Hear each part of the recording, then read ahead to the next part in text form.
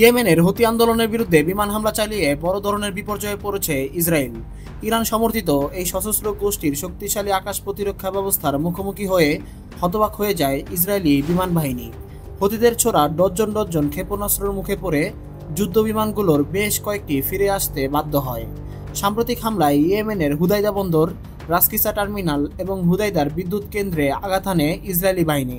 হামলায় অংশ নেয় ডজনেরও বেশি যুদ্ধবিমান। তবে ইয়েমেনের আকাশে ঢুকতেই তারা হুতিদের সজাগ ও আধুনিক আকাশ প্রতিরক্ষা ব্যবস্থার মুখোমুখি হয়। এই প্রতিরোধ এতটাই শক্তিশালী ছিল যে অনেক বিমান গন্তব্যে পৌঁছানোর আগেই ফিরে যায়।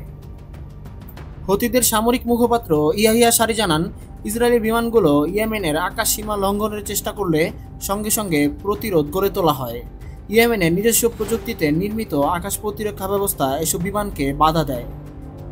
বিশেষজ্ঞরা বলছেন, এই পরিস্থিতি মধ্যপ্রাচ্যের ভূরাজনীতিতে একটি গুরুত্বপূর্ণ বার্তা দিচ্ছে। ইয়েমেন শুধু ক্ষেপণাস্ত্র বা নৌসামরিক শক্তিতেই নয়, বরং আকাশ প্রতিরক্ষা প্রযুক্তিতেও দ্রুত উন্নতি করছে। ইরানি সংবাদ সংস্থা মেহর নিউজ জানায়, আনসারুল্লাহ যোদ্ধারা লোহিত সাগর ও বাব আল মানদেব প্রণালীতে ইসরায়েলি স্বার্থরক্ষা জাহাজে একের পর এক হামলা চালাচ্ছে। এর ফলে ফিলিস্তিনি সংলগ্ন দক্ষিণাঞ্চলের গুরুত্বপূর্ণ বন্দর কার্যত অচল হয়ে পড়েছে।